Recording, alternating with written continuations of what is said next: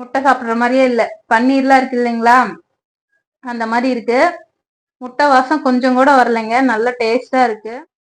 Hi friends, welcome back to Nilachori YouTube channel. இன்னைக்கு என்ன செய்ய போறேன்னா, முட்டையை வச்சு ரொம்ப டேஸ்டியான ஒரு ரெசிபி செய்ய போறேங்க. இது எப்படி செய்யலாம்னு பார்க்கலாம் வாங்க.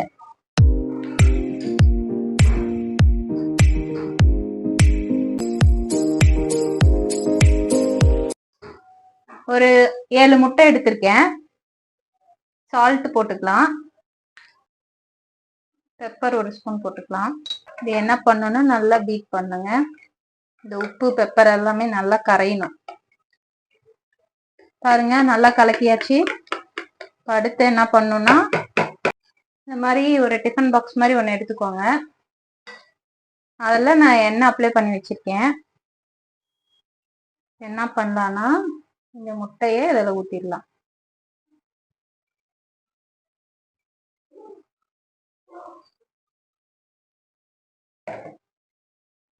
இந்த மாதிரி இட்லி போனில தண்ணி அடியில விட்டுக்கோங்க.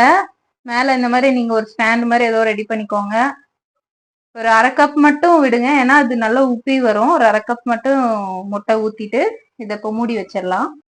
ஒரு 10ல இருந்து ஒரு 15 நிமிஷம் இது வேக டைம் எடுக்கும். அதுக்குள்ள நம்ம கிரேவி ரெடி பண்ணிடலாம். இப்போ பேன் அடுப்புல வச்சுக்கலாங்க.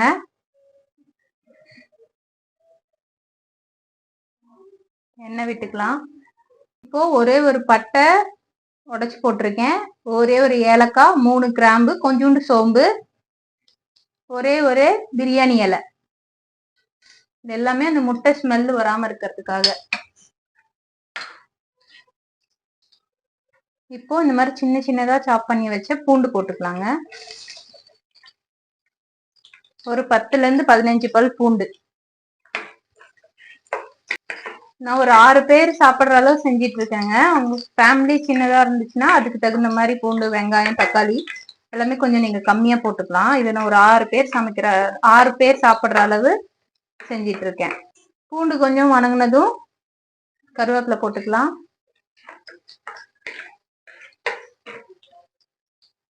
ஒரு 3 பச்சை மிளகாய், ஒரு 2ல இருந்து 3 பெரிய வெங்காயம் நல்லா சின்ன சின்னதா கட் பண்ணிக்கோங்க.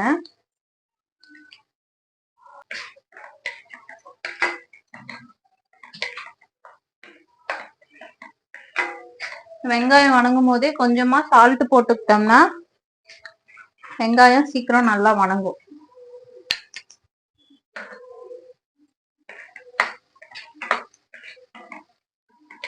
ஆனியன் வணங்கிட்டு இருக்குங்க, வணங்கிட்டோம். அதுக்குள்ள நம்ம ஊத்தி வச்ச முட்டை வெந்துருச்சான்னு பார்க்கலாம். பாருங்க, நல்லா அழகா கேக் மாதிரி வந்திருக்கு. இது வெந்துருச்சான்னு பாக்குறதுக்கு இந்த மாதிரி ஒரு ஸ்பூன்ல விட்டு பாத்தீங்கன்னா ஒட்டாம வந்துச்சுன்னா வெந்திருக்குன்னு அர்த்தம். ஓகேங்களா? இது இப்ப எடுத்துட்டு இன்னும் மீதி முட்டை இருக்கு இல்லைங்களா, அதையும் ஊத்திடலாம். இது நீங்க பெரிய பாத்திரமா அகலமா இருந்துச்சுன்னா நீங்க அதுல ஒரே இடத்துல ஊத்தி வச்சீங்கன்னா போதும். இந்த மாதிரி 1/2 கப் ஊத்திக்கோங்க, இல்லைன்னா எல்லாம் உப்பி வெளியே வந்துடும் முட்டை. க்ளோஸ் பண்ணிடலாம். இது சும்மா ஒரு 1/2 ஸ்பூன் அளவு இஞ்சி பேஸ்ட் ஆட் பண்ணிக்கோங்க.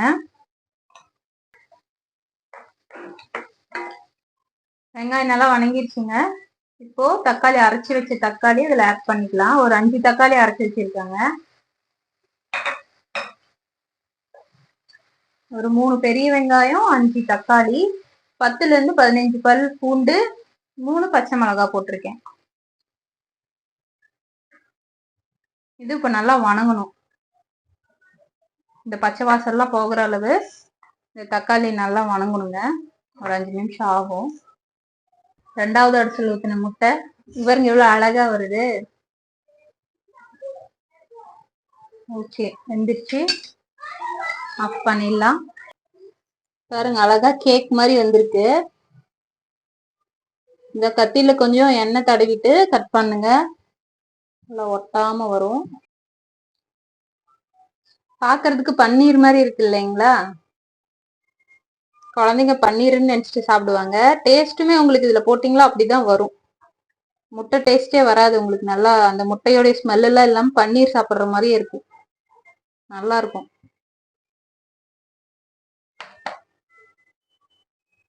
பாருங்க, பாக்குறதுக்கு பன்னீர் மாதிரி இருக்கு பாருங்க. நல்லா சாஃப்டா இருக்கு.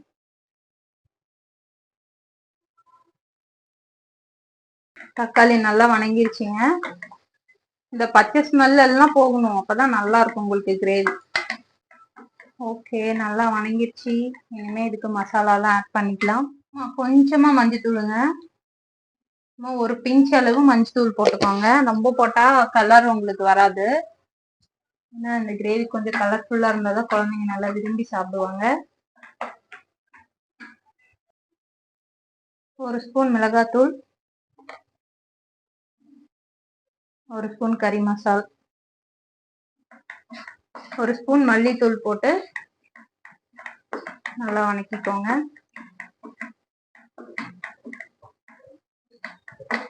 இந்த மசாலா வாசம்லாம் போகும்போது கொஞ்சமா தண்ணி ஆட் பண்ணிக்கலாம்.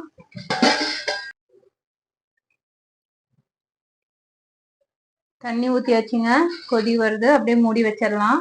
கொஞ்சம் குழம்பு கெட்டி ஆகட்டும், கொஞ்சம் மூடி வச்சிருங்க. ஒரு 5 நிமிஷம் மூடி வைங்க. குழம்பு நல்லா கொதிச்சிருக்குங்க.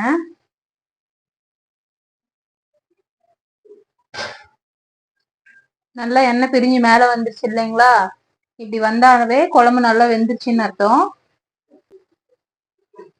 இந்த டைம்ல நம்ம கட் பண்ணி வச்சிருக்கோம் இல்லைங்களா, இந்த முட்டைய ஆட் பண்ணிக்கலாம்.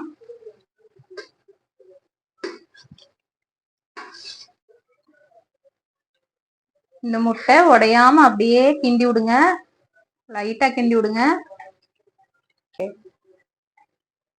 இப்போ நம்ம அடுப்பை ஒரு 2ல இருந்து ஒரு 3 நிமிஷம் சிம்ல வச்சிடலாம்.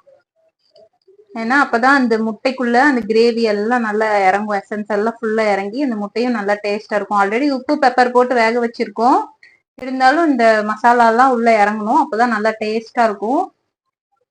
ஒரு 2ல இருந்து 3 நிமிஷம் அடுப்பை சிம்ல வச்சுட்டு மூடி வச்சிடலாம். ஓகே, 2-3 நிமிஷம் வெந்துருச்சு. அந்த முட்டையில் நல்லா எசன்ஸ் எல்லாம் இறங்கிருக்கும். இப்போ ஃபைனலா கொத்தமல்லி தழைகள் போட்டலாம். போட்டு அடுப்பை ஆஃப் பண்ணிடலாம். ஓகேங்க, ஃபைனலா டிஷ் ரெடி ஆயிடுச்சு. நான் தோசை சுட்டுருக்கேன், தோசைக்கு எப்படி இருக்குன்னு பார்க்கலாம்.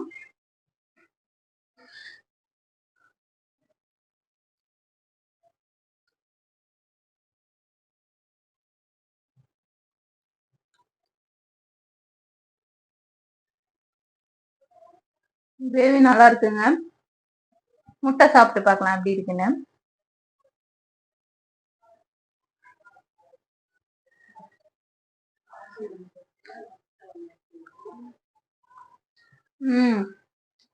நல்லா இருக்குங்க.